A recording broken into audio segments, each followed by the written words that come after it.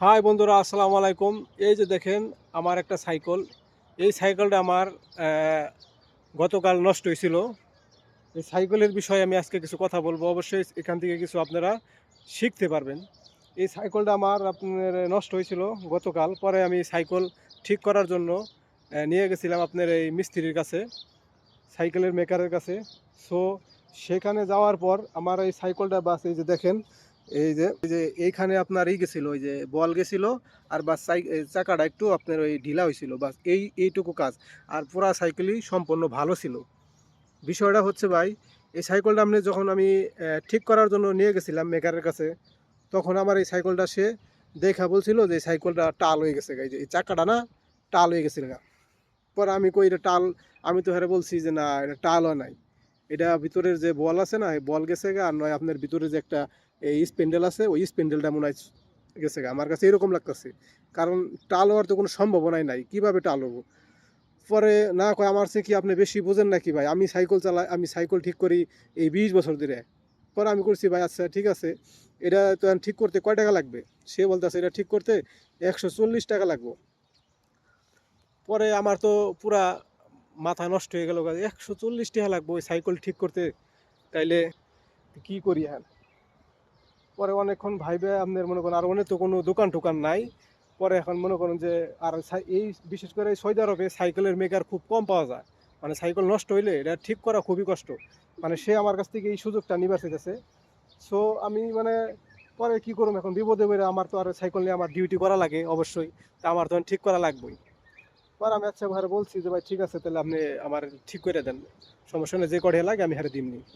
আর আমার চিন্তা ভাবনা যে এটা তো আর চাকার টালও নাই, আমি উনি বসে রয়েছি যে হে আমার তা না, তা নানান বাহানা দেখা যায়, সাইকেল আজকে রাইখা যান, সাইকেলটা আজকে রাইখা যান, রাইখা গেলে পর আপনি পরে কালকে এসে নিয়ে যায়। ঠিক আছে, আমি কইছি না আমার এটাতে ডিউটি করা লাগে, আর এটা আমি রাখতে পারবো না।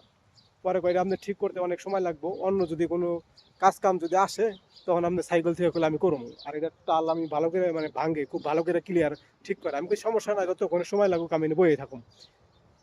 পরে হে কয় ঠিক আছে। পরে সাইকেল অনেকগুলা হে মানে আমার বসিয়ে রেখে অনেকগুলা মানে সাইকেল ঠিক করছে।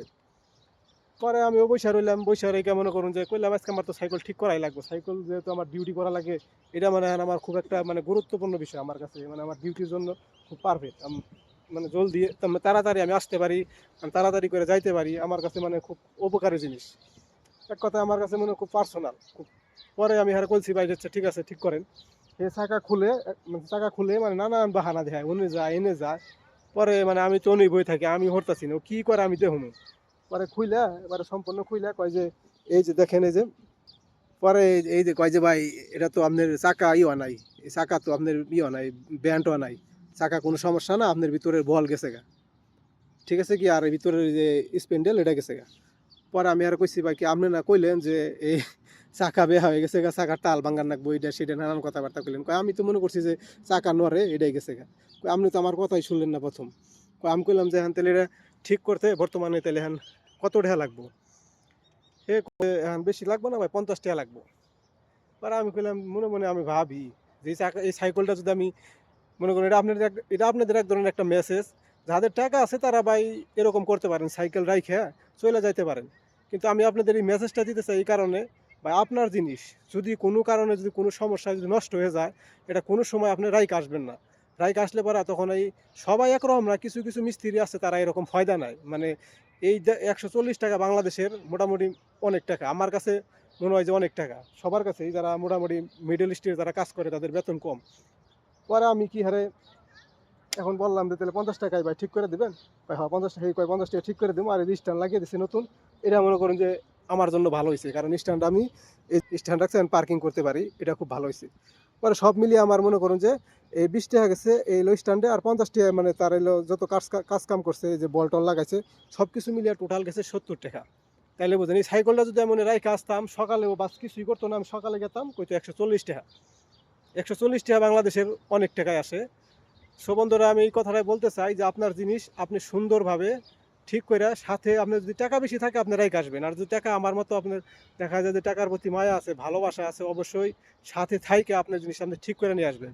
যদি কয় আজকে পারবেন না, তাহলে আপনি হ্যাঁ বলবেন যে আমার যখন আপনি পারবেন তখন আমি এসে আপনার সাথে বসে থাকবো, আপনি ঠিক করবেন। তাহলে আপনার কিছু টাকা হলেও বাঁচবে। কারণ সে যখন খুলছিল আমি বসে আসছিলাম, আমার সামনে সে চুরি করতে পারে নাই। আমি তো তার কাজ কাম দেখতেছি আসলে সে কি করতেছে। টাল হইলে পরে তো আমি তো অবশ্যই বুঝতে পারব।